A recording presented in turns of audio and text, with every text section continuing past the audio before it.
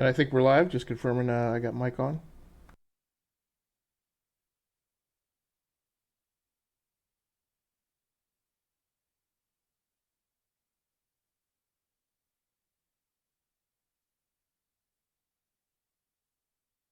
All right, as I normally advise everyone, unfortunately, when I am both engineering and hosting, I have to do my own mic check on the live stream. So thanks so much for joining in tonight. Welcome aboard to the Enough to Keep Going Weekly Games podcast. This is the GX show, Grown Ups Who Game, the gamer experience show. And so tonight we will be recounting everything that we've been getting ourselves into, every little sandbox, every little bit of trouble that we've been getting into in the gaming sphere. My name is Game Logic here on Twitch, one of your co-hosts on the Enough to Keep Going Weekly, or on the E2KG Network podcasting channel on YouTube, and video logger over on the Rounding Off Infinity gaming channel on YouTube. Joining me tonight is my co-host, Mr. Swiss God.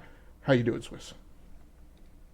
Recovering from a move, which is why I've got this new background, which is very Spartan, I guess you could say. This isn't going to be my final desk location, and I haven't set up anything for my stuff.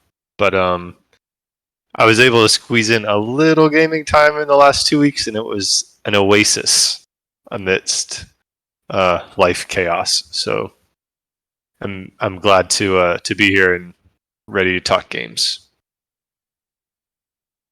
What I'm super impressed by is that you did think enough to leave out your Nintendo 64 t-shirt and not have that packed away. So, props. I'm just getting the social media out, so we should be good to go here. So, as I mentioned, thanks so much, everybody, for joining in tonight. Normally, on our rundown, we would start off with any new games that we have played. Neither Swiss nor I have played anything particularly new. We played some things that are new to us, but we won't do the used car or used tennis shoe or any other of the used metaphors of, I bought a new thing. Man, those aren't new. It's new to me. But we won't digress. Hey, we'll just start off right away with our report out on the PickZ PlayZ report. So if you've never joined the podcast before, we alternate weeks. We do a deep dive on news in the games industry. This is not that week. This week is the GX show, or the Gamer Experience show, where we cover everything that we've been playing. What we lead off with, when we haven't played anything new, is we have a bi-weekly gaming assignment that we hand out to the co-hosts and any listeners and fans of the channel who are welcome to play along with on the assignment with us. We call that our PickZ PlayZ. So our PickZ PlayZ assignment for the last couple of weeks has been this. With the recent release of Subnautica 2, and we, of course, assigned this 2 weeks ago, and so now this is our report out. With the recent release of Subnautica 2 Below Zero, it's a keen time to think about the resurgence of the survival game over the past few years. A nearly dead genre, the class has seen a return to gilded times with the likes of not only Subnautica, but also No Man's Sky, Don't Starve, Valheim, Ark, and Grounded. Oftentimes maligned for being too inductive of anxiety, there is joy to be found in the genre for those of a particular ilk. Hit the genre hard or pick something that you feel renders similar effects and argue your case about survival-adjacent games. Swiss, you played a thing, man, that's got a storied history, so we're going to unpack this. Was this game free on either Steam or the Epic Store in the last couple of weeks? The game is Don't Starve Together, and I guess it's normally like $15 or something, but last weekend it was like $4.99. So for $5, I think that's a worthy sacrifice for a PickZ PlayZ assignment. So I picked it up, and you happened, I guess you got it for free over the course of time. Yeah, I did not realize this. So I had picked some other things to play, but I think the way this went, I think Towmaster picked this up. Yeah. And I don't know, did he pick it up on PC? Yeah, because I was surprised. I was like, oh, wow, Tao has a Steam game. And then that put it on my radar, so I put it on my wish list, and 2 days later it went on sale or whatever. So I'm like, All right, we'll try to get an E2KG session going with Don't Starve together. And then and then Swiss reached out to me and said, "Hey, do you want to play?" Because I'm an avid PC gamer, and I was like, "Sure." I have a story history with it, which we'll unpack as we go along. So I said, "Sure, we'd play it," and then thinking that I would have to buy it, I was like, "Hey, let me know when we want to play. I need like 30 minutes heads up so I can buy the game and download it." And then I went to my Steam library and I went to buy it, and like there was no like buy button. And I was like, "What?" And so it turns out the game was already in my library. We went back and did a little history just as we were starting our gaming session and getting it all started up. I had forgotten that I bought Don't Starve back in 2014, which would have been generation 8 of the consoles. So the PlayStation 4 and Xbox One would have just come out the previous holiday season. So I bought it sometime in 2014, and shortly thereafter, I think it was a rapid turnaround on a sequel. And so one of the things they did, because I think there had been some PC games in that era that had done like this quick turnaround on sequels and had gotten some bad press for them. They were like, "Why is this a sequel? Why is this not just an expansion pack? Why are you you're stealing from us? Why are you charging us?" Left 4 Dead went through that, and I'm pretty sure some other PC games did as well. But this developer gave owners of Don't Starve Together for free, because it's not really an entirely new game. It's really just kind of like the multiplayer component of Don't Starve. Yeah, that came out. So Don't Starve Together is 2014. So that would have been very, very shortly after the original game came out. So I have never played it. You were kind of in the chat, like willing to, I think, take a bullet, I think is how you described it for the show. And so I'm kind of curious to hear how your impressions were from the session we had versus your recollection from like 7 years ago for the original. My recollection was about the same. More enjoyable because we were playing it multiplayer, but it's let me go back and unpack a little bit. So this is from a specific era and a specific dynamic that was going on in the gaming industry, I feel like, at the time. And I still have issues with this to this day. So PlayStation fans touted the strength of the PlayStation 4 launch library and always compared the number of games that they had in comparison to the Xbox One. And my feeling was, okay, but 50% of your launch titles are indie games that have previously already been released on PC. I would contend most Xbox gamers, or a larger percentage of Xbox gamers, are concurrently PC gamers. And so there's a very good chance that that wouldn't really matter to Xbox gamers anyway, because they would have already played those games. And that was the case with a lot of the indie titles that released on the PlayStation 4. So when I was going through the discussion, I think you were either a member of the show or joined shortly thereafter. When we talked about those launch lineups, I'm like, I discount these indie titles that are releasing on PlayStation 4 because I've already played, like, they're irrelevant to me in doing that comparison of Xbox One on PlayStation 4. So on top of that, there are also a chunk of games are clustered around this era in releases, such as the ones that stand out to me are Don't Starve, Papers, Please, and the Stanley Parable, and then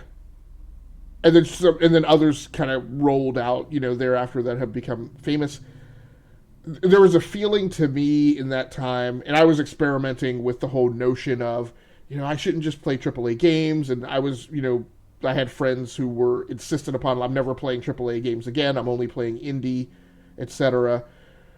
And I just grew through this time to a point of feeling like one of my issues with indie games in the way that they were messaged in that time and in their design is that we were just entering the era of the overly pretentious indie game.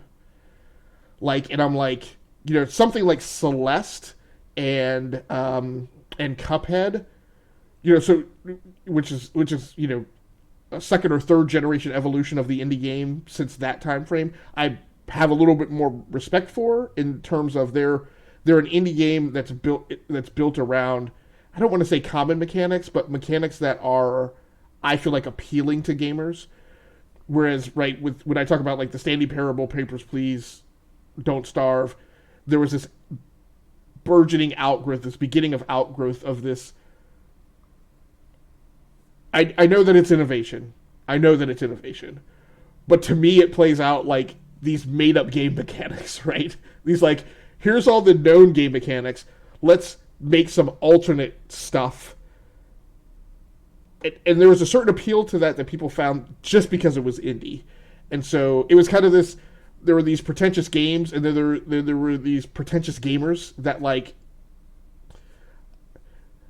I don't want to. No, I hear you. Yeah. I hear you 100%. So like, what I really need to get back and reread some of this book because I think it'll help me in shows like this. So Jesse Shell, who I think there's Shell Games that they're not a big studio, but he teaches or he taught. I'm not sure if he's still there.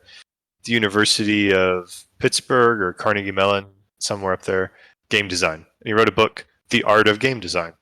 And within the book, so it's like that he referred to it as a book of lenses. And so like the whole premise of the book was, as you're going through, just pull these cards out and think, am I following this? Like look at it from this perspective. How's it look? And one of the first ones is like he would talk about was like find the fun, right? So having a mechanic that's different is good, but just because it's different doesn't make it a good mechanic. So, I mean, it's nice to explore, but if you're playing it and it's like, wow, this kind of is painful, you shouldn't make it like an indie, like you shouldn't put it in the game. And I can completely understand somebody wanting to seem like, and I completely understand gamers attempting to seem superior by being like, you're just not sophisticated enough to appreciate this. And it's like, well, no, I've been playing games probably like well longer than you've been alive. I think I can identify crap if it's out there. Yeah, So. you nailed it. The metaphor or the analogy I was going to come up with is, and I don't want to malign anybody's music taste, but there are people who like music, and the qualifying factor is that it not be mainstream. And it gets and then when it's really pretentious, it gets to a point where it's not a matter of whether the music is good, but it's just that the music is not mainstream. And then they go, well, it's an acquired taste. Well, I'm like, if it's an acquired taste, that doesn't mean that it's good. That just means you've overexposed yourself to it sufficiently to where you can consume it. So yeah. If I may add another little nerd reference, you ever see the show The IT Crowd from Great Britain back in the mid 2000s? Yes, yeah. One of Roy's T-shirts is a Venn diagram, and it's like music I like, music you like, music I used to like. Right. But yeah. So as far as that's concerned, okay. So we railed against indie pretentiousness, which is why I avoid indie titles a lot. Like I have some friends that are like really into indie titles too, and if the game's good, I want to play it. But for the most part, it's not my scene. But Don't Starve, do you feel like it falls in? I mean, you kind of hinted. You feel like it falls in that category of different mechanic, not necessarily a good one. It's a little tough, and I will say from the aspect of the assignment and like the ethos behind the assignment, I feel like it definitely is in the assignment. And when we talk about the survival game and the design, the whole point is for there. And we've talked about the DBQ, and I have talked about this at length before. Like in my mind, when I was writing this up, the thing that I was hoping people would get into is pick a game with that OODA-loop, right, where there's 5 or 6 characteristics, 5 or 6 parameters that you're trying to load balance within a specified time segment. And Don't Starve is a little simple, and I think maybe that's where some of my umbrage is with it.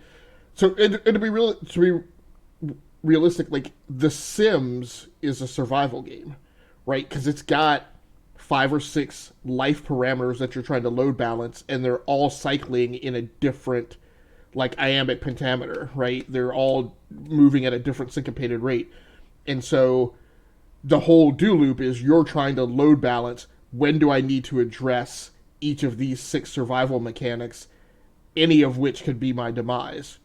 And so that, to me, in my mind, is like the core frame of a survival game. And so I feel like Don't Starve definitely hits that, and so it's not necessarily pretentious from that vector. Um, where it gets a little pretentious, maybe, is there's a couple very key mechanics that drive you to the point. I mean, and this is part of the discussion too. Right? Nobody likes a survival game where there's just no survivability, right? And we hit a point last night, right, in our session where we were like, that's cheating. Yeah. You know, we've done everything that we think we can right. We've set up for the night. We've got the campfire going, and maybe there's a defense against it, but we were attacked by a monster that caused a complete blackout and then killed us in the darkness.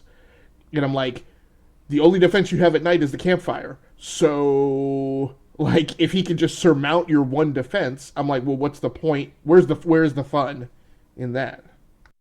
Yeah, the like I found, I enjoyed the art style and, like, the in jokes, and they were limited because, like, each character, it seemed like, only had like one joke per object or whatever. But that was not, it was cute, funny.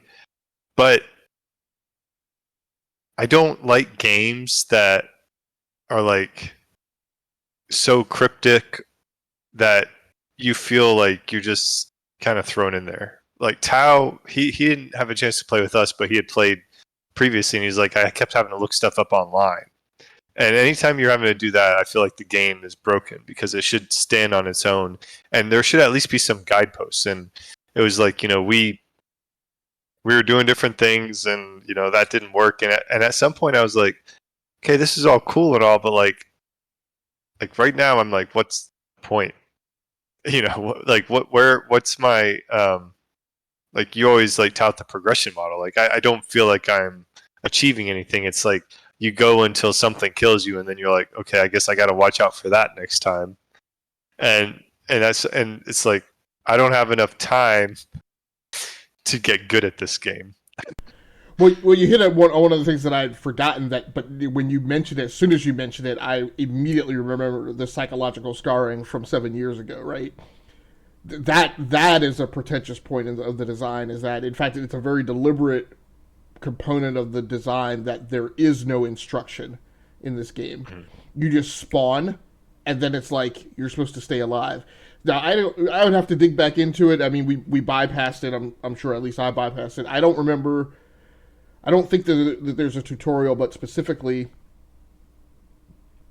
I don't remember if there's like a single page, like those old arcade games where you would go and you would see like a little one-page JPEG of like the very basic mechanics of the game. So maybe there's that, but beyond that, I mean, the game is really deliberately designed for you to just show up and then start having to figure things out. So they don't tell you, what things you have to gather, what things that you get. They don't give you any insight into the crafting model, so you have to figure that out. They don't, like, and I don't know where I got it from. I don't know if it was from my experience in the game or just like innate other experiences that I had. But like last night, I was like hyper specific about, no, when we set up camp, we need to have water to our back, right? So because we can't be attacked from the water, so that locks, right, attackers into at least we know where they're coming from. But that's all stuff that you just have to figure out. But yeah, so yes, that pretentious part of the game mechanic was, I'm so witty that, I'm not going to tell you anything about how to actually play the game, right? I'm like, an inherent part of games is telling the person how to play. Even for the most basic board game, there's a little single card pullout, right, that has the basic rules on it. So, yeah, go ahead. I was going to say, like, and as far as you know, the they expect you to die. Like, I mean, like that's built into their plan. It's obvious. Like, you're gonna die, you adapt to it. Then you're gonna get a little farther, and you'll die a different way, and you'll adapt to that. And this might just go to the whole survival genre thing. If we take it up to the PickZ PlayZ level, I when I die, I feel like I have failed, and I don't know if that's just my OCD. I don't know if that's just the way I've been playing games for 3 decades. It's just, to me, a death is a game over. It's a failure, and games that really rely on you on that death just don't strike me as fun. It just doesn't feel like it's one thing when you're fighting a boss and it's a skill-based death. It's like, okay, like, I need to get better. I need to be quicker on this. I need to use that combination or something. It's a challenge. It's an obstacle to overcome. It's another thing when it's like, the other game that keeps popping in my head is that kind of roguelike strategy game, Into the Breach, which is another indie media darling, where it's like you go in and something will happen and you die, and it's like, okay, well, now you gain some experience and you can go back in with that. It's just, I don't find that mechanic satisfying in any way, shape, or form. Well, and that's the hard thing with Don't Starve, right? Because I didn't think about it before, when I realized that you and Tao were picking that kind of as your assignment game. I didn't think about, but the fact is that not only is Don't Starve a survival game, it is also a roguelike. Mm-hmm. So, so when you die, you go right back and start entirely over again. And that creates a significant difference. I mean, so it's not a survival game in the same way that, what is the game I'm thinking of? Not Outsider, but it's not a survival game like Outlast, right? Or Resident Evil, which are survival horror games, but are still kind of survival games. Or No Man's Sky, for that matter. No Man's Sky, you die, you go back to like a respawn point, or there's saves that you can gain. So Right. yeah, it's just a game. And this is, and I get it. I've kind of been disregarding it. I've heard lots of other podcasters and other members of the media say they don't like using the term indie because it has so much baggage with it. And but now that I think about it, I do get it in terms of indie. I think I have to back off of the notion that indie. I used to firmly characterize, or you say, indie is a description of the relationship with the publisher, and kind of has a connotation about budget. But really now, what I really need to, when I talk about what I don't like about indies, where I really have to characterize it is, it's a matter of game mechanic, and it's a matter of, when we talk about that thing about being pretentious, it's a matter of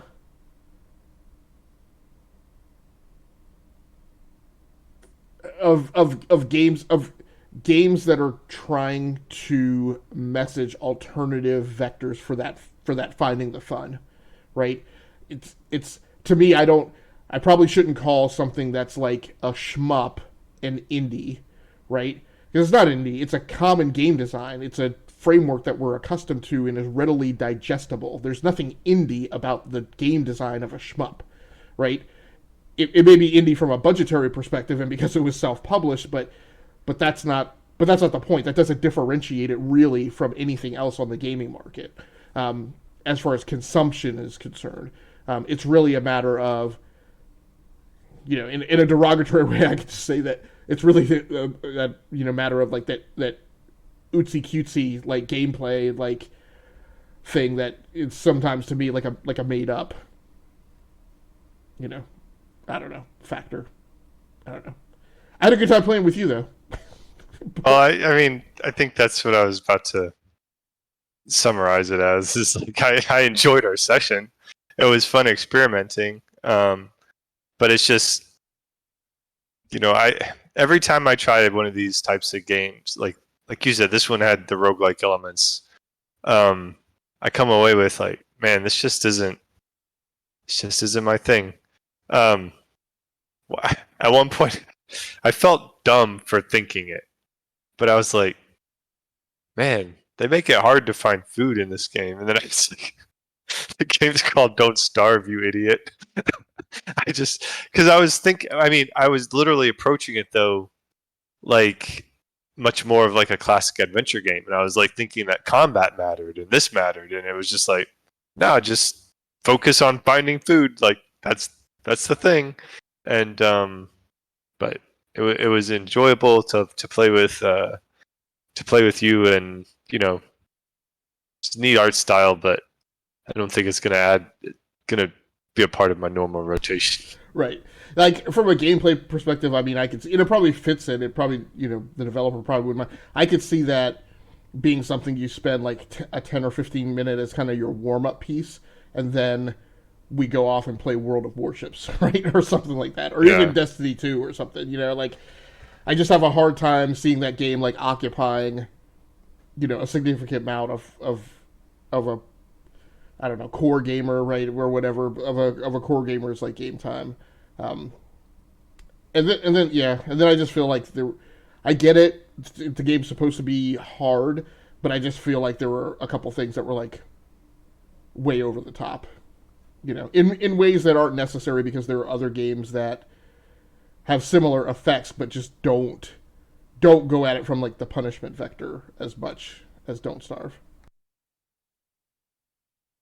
or more specifically, Don't Starve Together. Um, Anything else you want to talk about on Don't Starve Together? No, we can move on. Okay.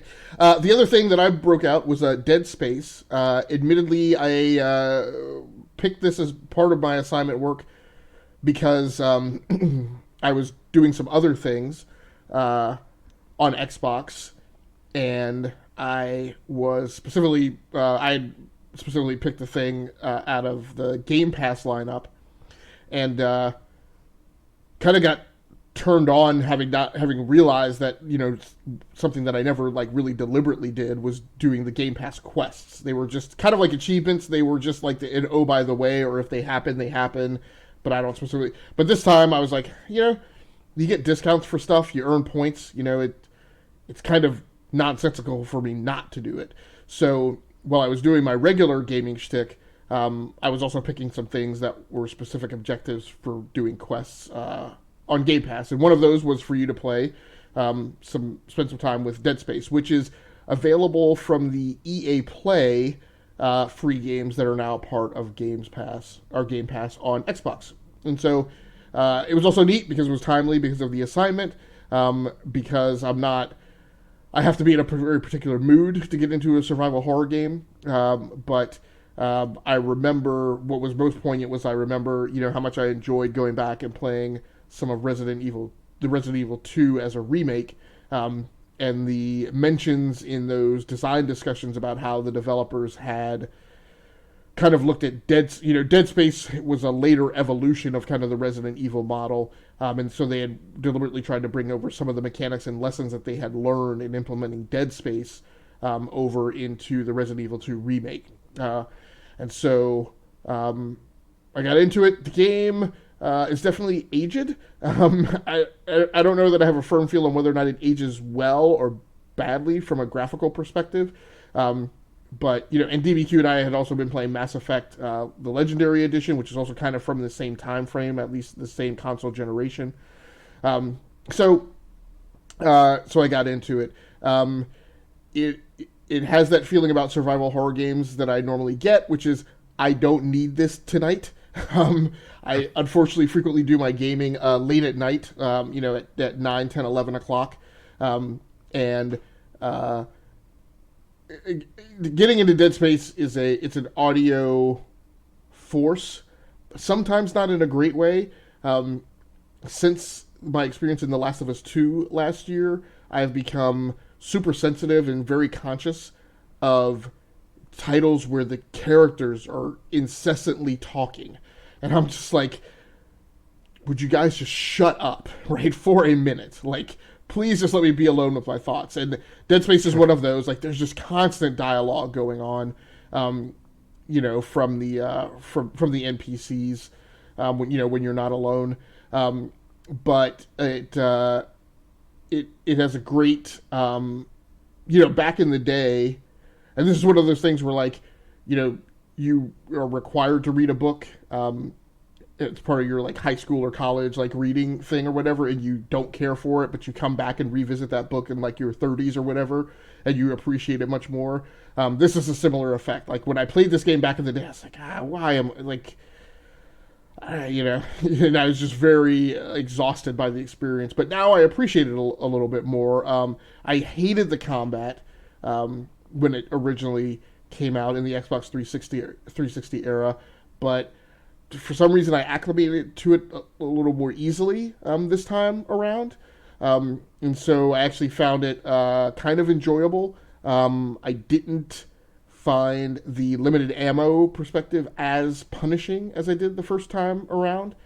So I will admit I had, and I don't remember if they had it. They must have had it back in the day because it's not a remake; it's the same game as the original release, but there is I guess I think maybe I'm less pretentious about like it's being insistent upon not using assists, and I think what it was back in the day I never used the button you can hit that just shows you where to go. But I was like, that's not this. Like, I don't have time for like, I'm not playing this game for the Tomb Raider esque like puzzle, like figure out where stuff is. Like, I just like you mentioned, right? I'm about the combat and like the jump scares, and like I just want to get through the story.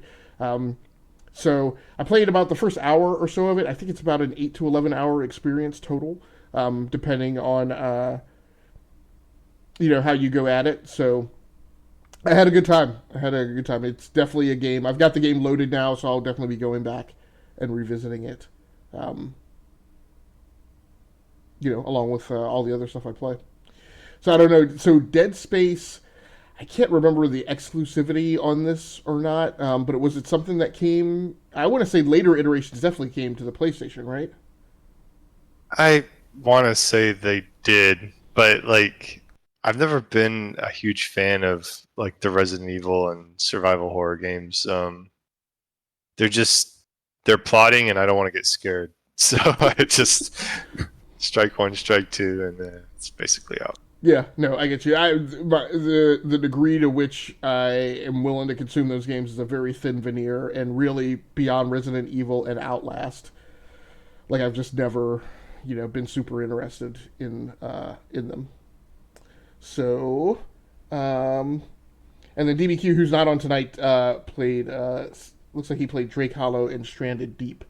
So he worked on his assignment as well. And Tao didn't fill this out. We don't have to when they're not on the show, but he did also play some Don't Starve Together. So now on to the regular rundown and round robin. You got into Civilization 6? Yeah, I had mentioned way back when I started this a couple of play by cloud games of it, and that I figured I'd periodically just chime in and let everybody know how they're going. So they started, I want to say back in March. So we're coming up on the third month now, and I am definitely appreciating the fact that I can really think about what I'm planning on doing, and I get in there and I don't feel rushed to make a turn, like I'm going to offend anybody. So that's good. The anticipation is there because like I can see some things developing where I'm like, I got this guy, or I can't wait to get that settler and park it right there next to that silver and hem them in. Like so that's all great. The bad part is, and I kind of expected this, but it's still not fun, is that we're starting to lose our momentum. So there was a point there where I was making a turn in each game every day. So like 2 turns per day. And now it's been a few days and I haven't made 1 turn. So I'm hoping that picks back up. But so far, I would still call this experiment a success. Helps that Civilization 6 is a great game, though. So are you guys playing any of the so one of the things I've been playing is Total War Three Kingdoms. In specific, more specifically, the I'm I'm not playing the game any differently because I'm still playing like the Conquer the World mode. But the way they've released DLC and packs for this, it's like additional faction leaders, and if you start a campaign with them, it may shift what date your campaign starts in versus the way the core campaign did. Are you guys playing anything deliberately? Like, are you guys playing anything with rules like only expansion faction leaders or anything kind of that nature that makes you deliberately cut across the expansion content, or are you playing the base game? Yes.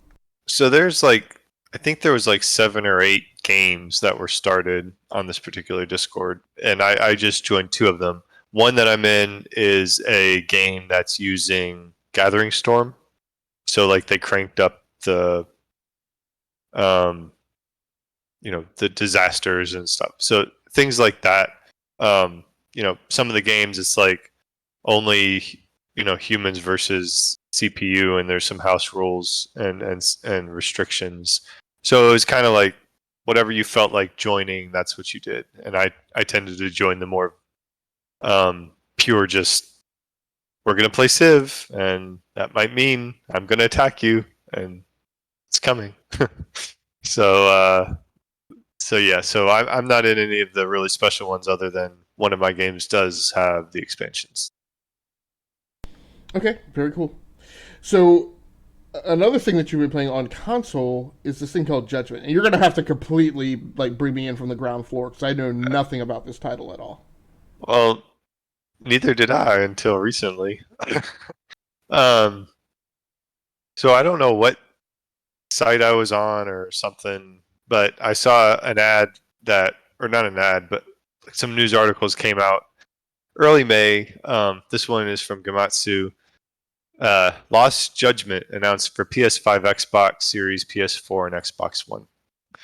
And I was like, okay, what's this game? And I read up on it, and it sounded interesting. And then I found out, wait, this is a sequel to a game? Like, okay, maybe I should check out the original game. And the original game happened to be Judgment. So this is a game that came out in 2019, and it's like a spin-off of like the Yakuza franchise. And I've never played any of the Yakuza games. Um, and But you play like, I guess, a kind of disgraced lawyer. It's kind of like a combat slash murder investigation game, and it sounded interesting, so I picked it up because it wasn't too expensive. And I played through a little bit of the initial opening chapter, and so far, like, I'm intrigued. I'm a little. I know I'm already getting the sense though that the story is going to have to carry me through the game, and I don't know. I have, like I said, I've never played a Yakuza game, and so I don't know how similar this is to those franchises. But the combat in this is reminded me of the Arkham games a little bit. Just like some timing, just kind of button mashy type stuff. And then the other thing that it had was a lot of quick time events. And this is a game from 2019, so very Uncharted-esque, I guess you could say. Like, there was a point when I'm chasing down a criminal, and it's like, oh, you got to dodge this to dodge the crowd, and then you got to hit this button to leap over whatever they threw at you. Just that rapid fire, quick time event stuff. So I'm not a huge fan of that, but I love the setting. It's Tokyo, the underground, gang underground stuff, and you play like I think he's a good guy, but kind of like I don't know how like anti-hero Yagami is, but it the storyline was intriguing. It was like there's a series of murders where everybody has one of the eyes cut out when they discover the body. You have to go, and so I think if the story's good, it'll be a lot of fun. The interactions that I've seen so far were quality, so I'm excited about continuing. I got a lot of vibes of Astral Chain out of it too. So Astral Chain has that same, you're cops in like this future city, and there was some sequences where you do an investigation and you have to kind of wander around and find the thing and examine it, and then okay, I checked off that piece of my investigation. There's some aspects of that here too. So it's kind of, when I was playing it, I was getting these vibes of very different games. I'm not saying like it was a mishmash of them, because if it came out in 2019, I can't really see that it was like a stealing from Astral Chain or anything like that. I think that was the same year that Astral Chain came out. But it's kind of, it's interesting. I'm finding echoes of other games that I've enjoyed. But we'll have to wait and see. I'm optimistic. So, and then I thought too, it was just like, like you said, this wasn't on your radar at all. I'd never heard of this game, so it's a little bit fun to kind of discover something, I guess you could say, and just be like, hey, that sounds cool, I want to pick it up. So that's where that came down. So I remember now why I was thinking it was a new game and why I asked if we should be moving it up. So it's not new, the version you're playing, because you're playing on PlayStation 4, right? So, but they did recently release a remaster. The PS5, yeah. Right. And that's where I had seen it and had done the same thing, kind of did some initial research on it, because I was thinking about playing it a couple of months ago when I was looking for things that were specifically geared for the next-gen consoles. And at the end of the day, I mean, I've played Yakuza on Game Pass. I know Tal is a huge fan. I like the games. They are just, it's a significant investment to play through a whole thing. And then with all the mini games and stuff, and immediately I get distracted, and it's not a straight line through the campaign. With Yakuza, I think I was playing Yakuza 0. I also saw, was exposed to some things that to me were very strange from a socially acceptable activities standpoint.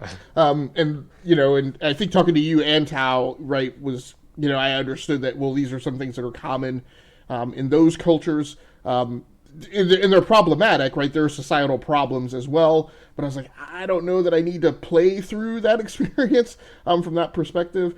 So I get it. So I chose to wave off of it. But it is a highly critically acclaimed game, and it does have that remaster for those on next-gen consoles. So, yeah, it sounds like something that would definitely be worthwhile. You have also played games of the Nier series, is that right? I've played Nier Automata, and I do want to pick up Nier Replicant. Okay. I'm definitely going to play that at some point this year, because it just came out, and I want to have experienced it before our superlative awards in December. Right. So any similarities to that franchise's mechanics at all that you picked up on?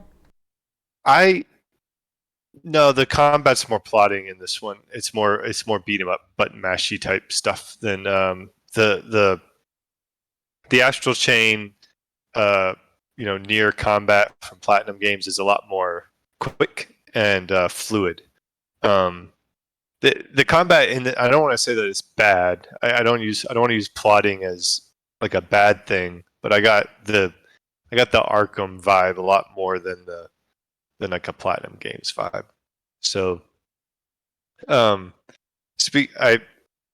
don't know if I was on the episode that when you reviewed Yakuza 0, but I do know that when I was playing this late not late in the evening around dinner time. So my wife was getting dinner. I had like a little bit of time before we had to do baths and eat and do baths and everything. I'm like, okay, I'll pop this in. Generally speaking, like, I don't mind if my kids watch dad play.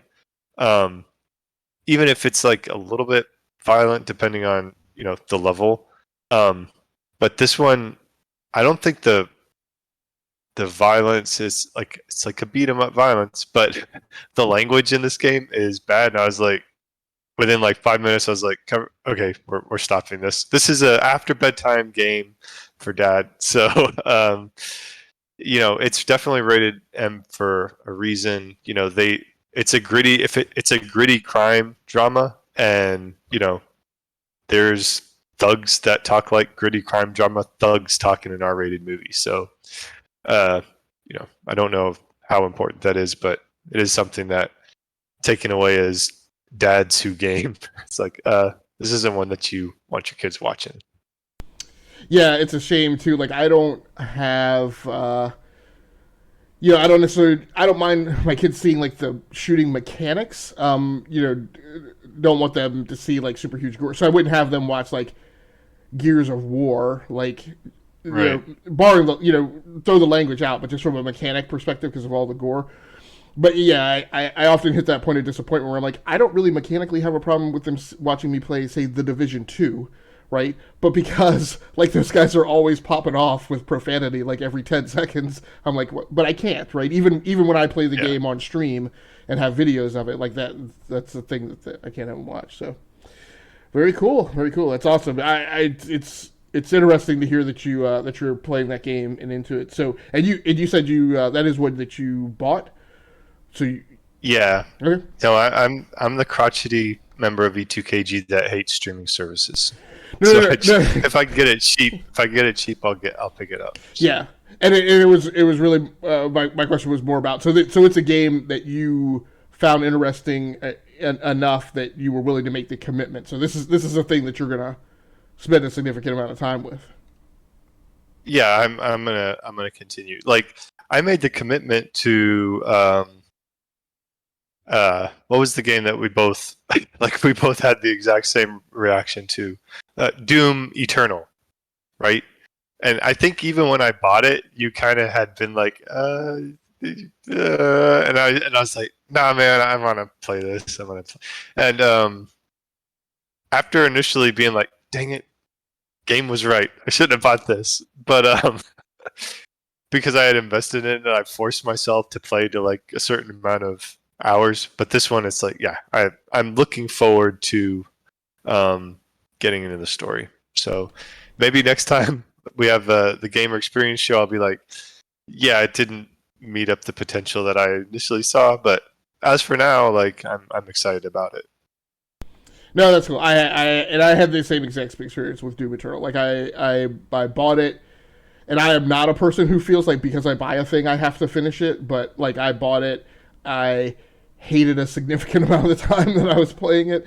I thought I was never gonna beat the Blasted Marauder, especially when you see them, later in the game, and you realize they're not just a singular mini boss, and then experience some of the other frustrations I did with regard to that particular enemy and how other weapons handle that enemy. But yeah, but yet I still played it through to completion. So I'm right there with you.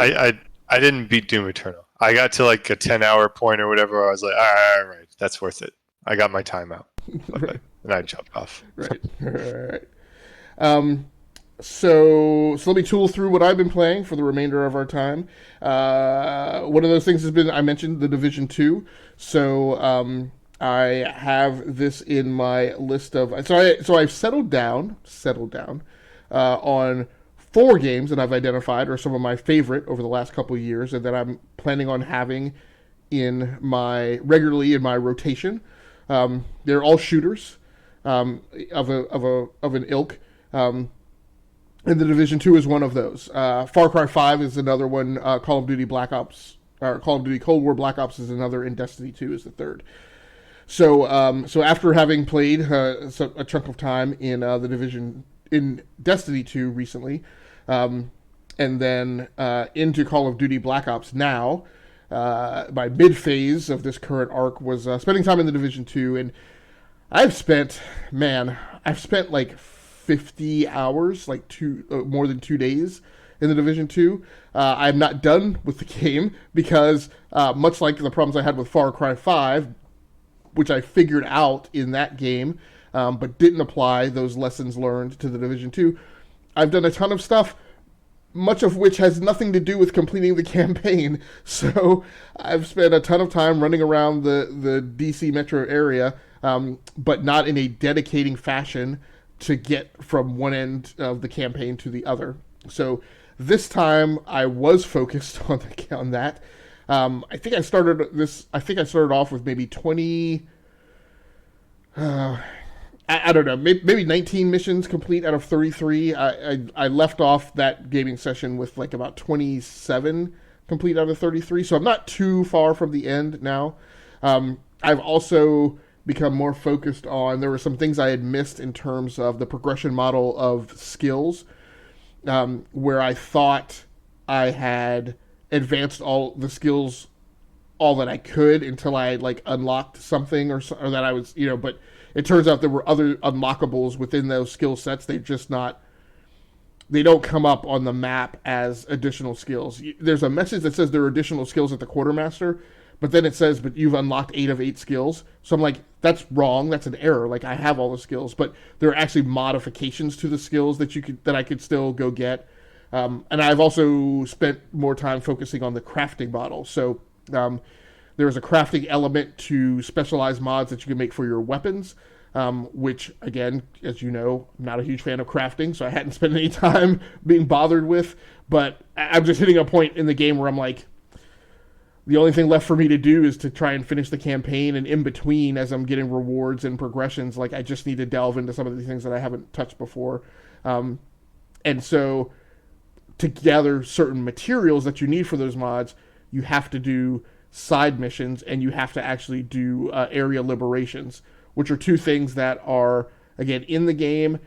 I've done some of them just as a randomized, oh, by the way, but never in a, hey, I need to unlock all the side missions for this area of the DC basin, or I need to specifically do these projects to liberate this area from, hyena control or whatever, so I can get the materials, so I can get the mats that I need to go off and craft this thing.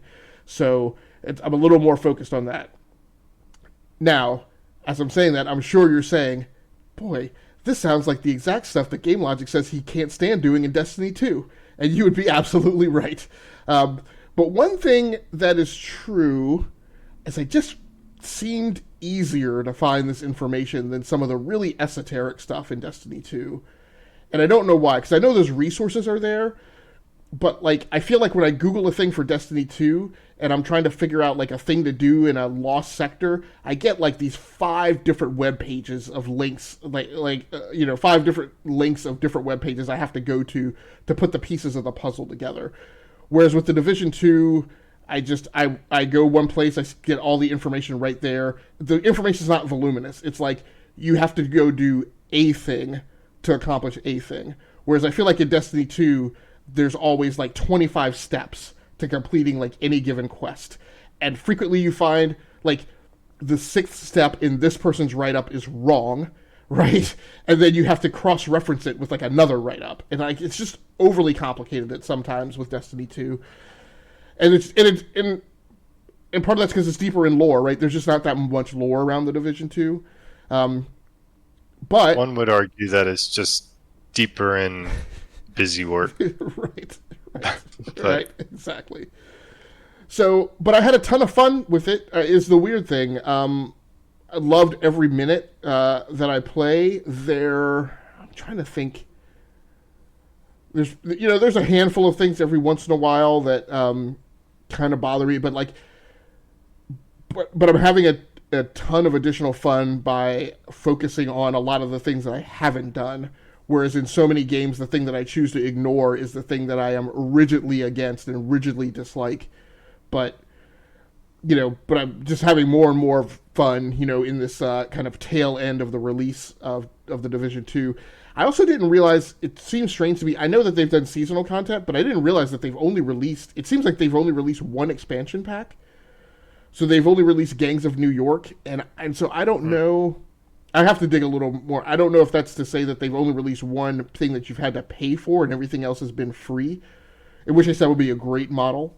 Or if it's that they've only released one thing, which would just be weird, because there are tons of people who are still happy with it. In contrast to the conversation I've been exposed to in playing Total War 3 Kingdoms Mandate of Heaven, where they've released like 9 map pack, not 9 expansion and DLC things, and yet the most recent round of reviews on Steam is that because Creative Assembly recently said, hey, after 2 years and like 10 releases of DLC for Total War 3 Kingdoms, we're calling that game quits. We're closing the books on it into maintenance mode, and we're going to move on to our next project. And like the spate of recent reviews on Steam is all about, you guys have abandoned this game. You're the worst developer on the planet. I hate you. And I'm like, guys, they released 10 things of DLC over 2 years. Like, what other game has 10 things of DLC that's not built on like a seasonal model? Like, none. Nobody makes that much content for like a base game. So just super strange to me, the things that gamers get angry about. So real quick, a question on Division. So it sounds like it's less grindy than Destiny 2. Well, so first of all, I'm still playing the campaign, so I don't know that I could make a qualitative statement to that extent, because I am grinding and I'm still in the main campaign. I'm not doing end game content. So maybe it's not. I just know that it just seems more palatable. It seems less esoteric. It doesn't seem like, well, there are no lost sectors in the Division 2, right? It's just, no, you need to go do the side mission. But the side missions are a specific icon on the map. They're not, you don't have to find them. You don't have to figure out how to unlock them. I think that's the thing I want to mention. The most grindy thing that I've been exposed to that was kind of a bit of a turnoff. But again, it's a weird thing where, like, if this had happened in Destiny 2, I would have put the controller down, shut the system down, and walked away, right? But it happened in Division 2, and I sat through it and grinded through it. There are these things called shade caches, which are, it's kind of a currency in the game, and it gives you rewards and specific tech that you can go off to use for mods, and it's your way you purchase certain modifications and things like that. Up at level like 25 and 26, and you kind of can go off and find them as like your own little side mission, and their icons are presented on the map. There's no mystery to where they are, but the difficulty like threshold jumps like 3 levels in these later levels of the campaign, where it becomes really difficult to figure out how the heck to get to a shade cache, right? You'll pass a construction. In this one instance, I passed a construction site. I could see where the shade cache was. Actually, this happened to me twice.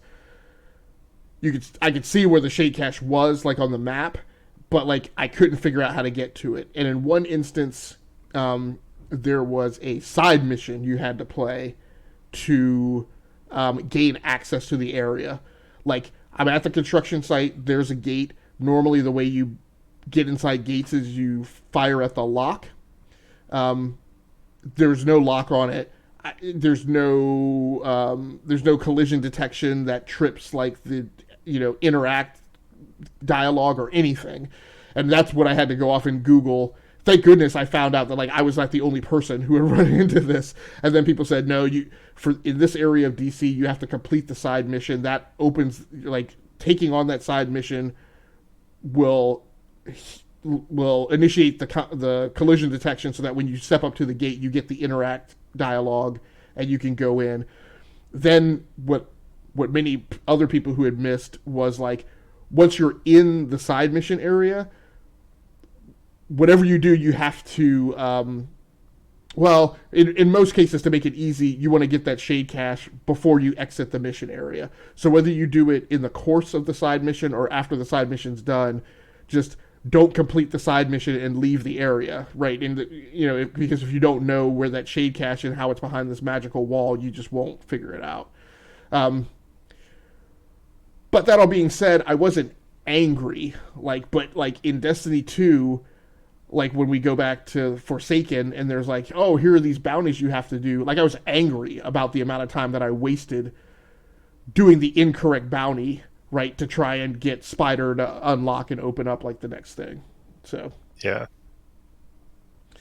they have the Division 3. I know there's been chatter about that. Do you know any what the latest is on that. Well, the latest is it's not the Division 3, although I think colloquially that's kind of how people are referring to it. Maybe it is part of this whole strategic pivot by Ubisoft that they aren't going to take all of their core IPs and release them as AAA, paid titles. Oh, They're going to take some of them and convert them over to games as a service, free to play, non AAA titles, whatever you want to call it.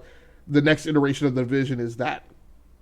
I think they're going to launch it along the lines of a Destiny 2, First Light or Beyond Light kind of model, where you'll be able to onboard for free, but then maybe to gain access to other content, you'll have to maybe pay for.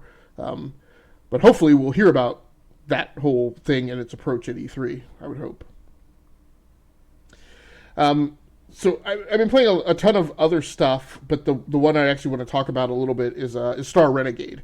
To wrap up, Star Renegade is a title that came out fall of last year. It is an indie title, and so again, it is not in my normal trajectory for a thing that I would play. But again, it was a Game Pass quest, and so I decided I would spend some time playing it. There's a good chance that I'm going to wind up. This might be one of the Game Pass games that I get converted over to paying for. And I may pay for it on Xbox, but I may more specifically pick it up on the Switch because it really fits that model of the type of game that I would like to have in a portable format to take with me on travel. And so Star Renegade is it is a roguelike. Again, not in fact, I just don't play roguelikes at all. They're not a genre that is in my bucket of allowable, permissible games. But I really love the tactical aspects of Star Renegade. It plays almost kind of like a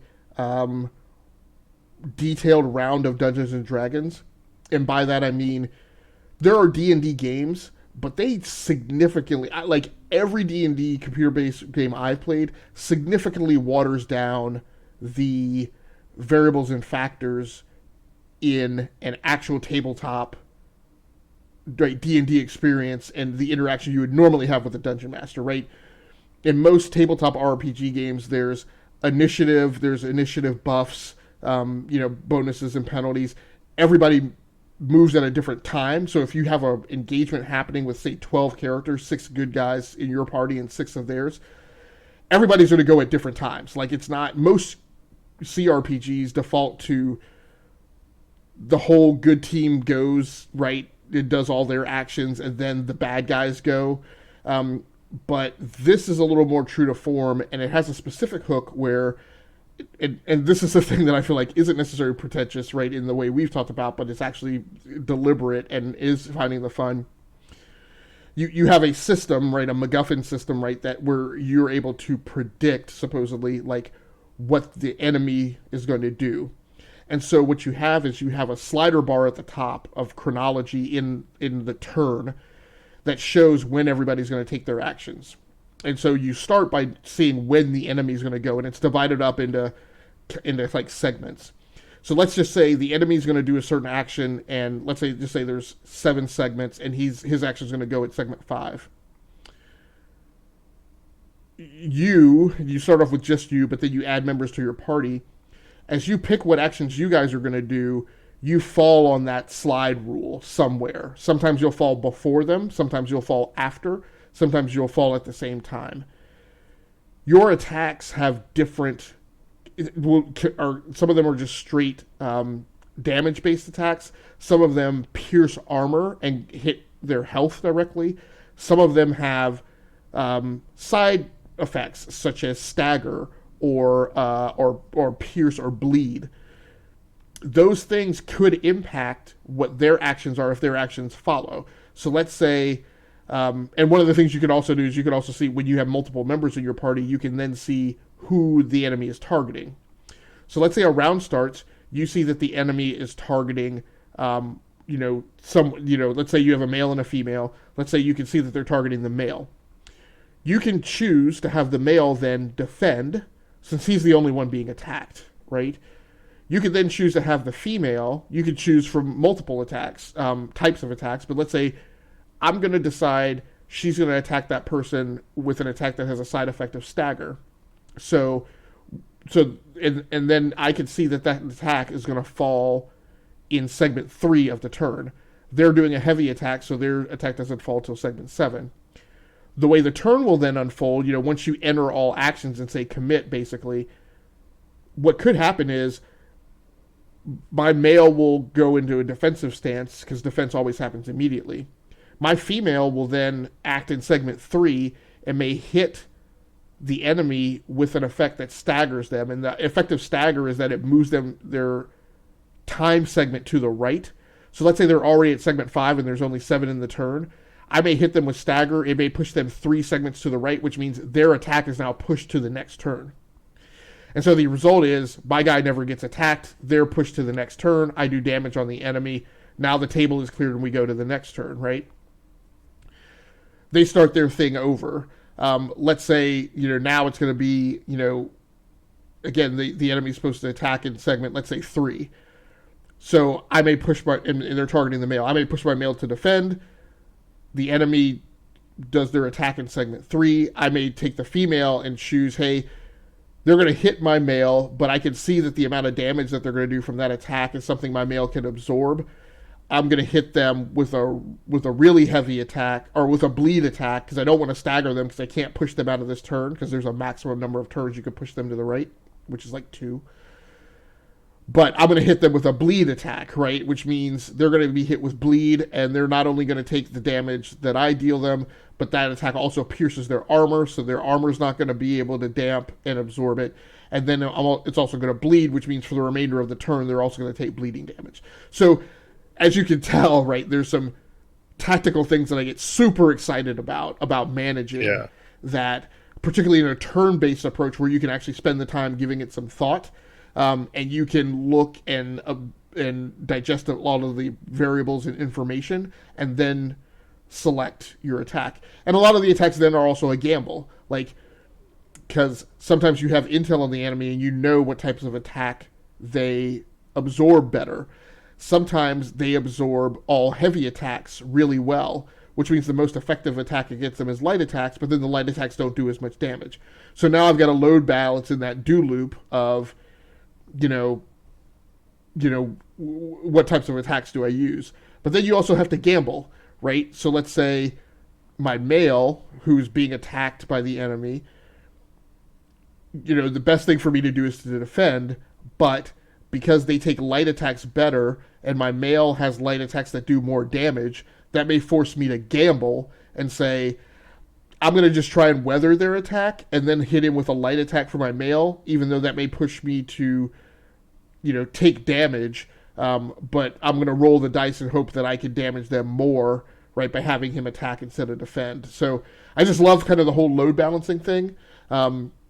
I haven't been hit necessarily by the roguelike aspect of it yet. Just in terms that was about to be my question, because I like that stuff too. I mean, I'm reminded of, this sounds way more advanced, but I'm reminded of Final Fantasy X.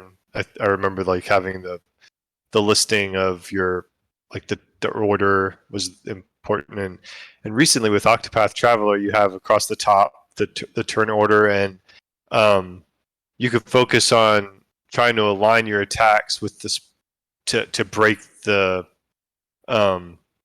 enemy's defense, and then it would basically skip their turn, and then you could pound on them. So, but this also sounds really cool. But the one thing that would make me hesitant to seek it out would be the roguelike elements. So, and how invasive are they? I don't know yet, because I haven't failed a mission and been reset.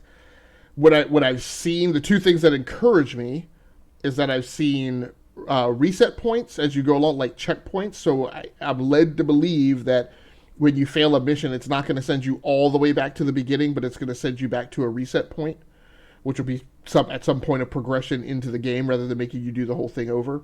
I can see from a roguelike aspect, maybe that might be on a per level basis, so you won't go all the way back to the beginning, but you might go to the beginning of that map or level. The other thing I've seen is that you can make manual saves. So I've seen that between turns, when you're kind of on the strategic transiting map, you can hit save and exit the game. So it's not once you start a thing, you have to complete it before you can actually save it. You can actually save it, midway, so that you're not, it's not one of these games like, don't pause like Destiny 2. So, I'm hoping that those things will. Yeah, I mean, I feel like roguelikes and everything, that seems to be a term that's very overly used nowadays. Mm-hmm. So I'm wondering if that's the case here. Just like everything has RPG elements, it's like every game now has RPG elements. Right, exactly. So, anything else that you want to talk about before we wrap up for tonight? No, like I said, I haven't been playing as much as I wanted to, but I'm glad I got a little time in. And even though the PickZ PlayZ assignment wasn't the game wasn't one of my favorites, it was still an enjoyable session. So, thank you. Yeah, that was a painful one, and I'm not even a survival game fan, and yet that was the assignment. So let's talk about the next assignment, and hopefully hope that it's something more palatable. Next, PickZ PlayZ. So play along with us if you want to for the next 2 weeks, and then come back here to talk about it. This is a doozy and is going to take some research. EA has recently hired former Call of Duty general manager Byron Bede to head up the Battlefield business unit. Don't know if I'm pronouncing that correctly, so it might be Byron Bede. I think that it's Byron Bede. To head up the Battlefield business unit. Thoughts are that this is a precursor to Battlefield implementing similar service offerings as the Call of Duty franchise, such as more prominently leading with their Battle Royale mode and offering season passes and prestige-like items in their core paid offering. Every once in a while, a major hire in development or publishing leadership swings a game towards success or failure. Hit the books and find an occasion when a hire was purported to significantly impact the overall mechanic, artistic, or business and service framework of a subsequently released title. If you don't have any such thing in your backlog, still do the research and play something that is somehow related in genre, the personnel who worked on it, or some other factor. Think kind of 6 Degrees of Kevin Bacon, or in this case, Ken Levine, for instance. So kind of what I'm getting at here is, when you look at games and you read the news cycle, there are times where they say, so-and-so, so let's take Halo Infinite, for example, right? Halo Infinite had the storyline that, like, a previous creative director was brought back, right, to in the media conjecture that this was like to save a problematic dev cycle. Or in the case of, I can't remember, is it Casey Hudson who was brought back to BioWare to head up Anthem, right? And yes, Anthem went its own negative way, but the point is, in the spirit of the assignment, that's kind of the thing I'm looking for. Like, do the research and see a point where a major hire was made for a dev studio or publisher or whatever that the media purported was going to have a big impact on a game, probably games that were in troubled development cycles or something else that was said was going to drive and change the character of the game, and then play that game or something similar to that either that person worked on or that team worked on or is in some other way related. I have an idea for a game, and it might meet the criteria, but it doesn't matter because I'm not going to be able to do it. But this would be perfect, in my opinion, for Metroid Prime 4. Like, that'd be the one that I wanted to play for this. Trouble development, move it over, change the leadership, make it work. But, Metroid Prime 4 is still like vaporware, so I'm going to have to actually think about this one. I'm not really sure. Yeah. So I am going to continue playing Call of Duty Black Ops Cold War, right? And the pivot there was that that game was supposed to, that cycle of the Call of Duty franchise was supposed to have been released by Sledgehammer, but they pivoted and brought Treyarch back and said, no, right? And supposedly there was infighting going on between Sledgehammer and Raven, and they said, okay, we're going to let Treyarch do this one again. And so that game came out, as it came out, right? It has gone on to be one of the big financial successes from that publisher. So that's kind of the thing that I'm getting at. Next week is a deep dive episode hosted by DBQ Hams, and I will be backing him up as co-host. I think that's about it. Swiss, anything else? Nope.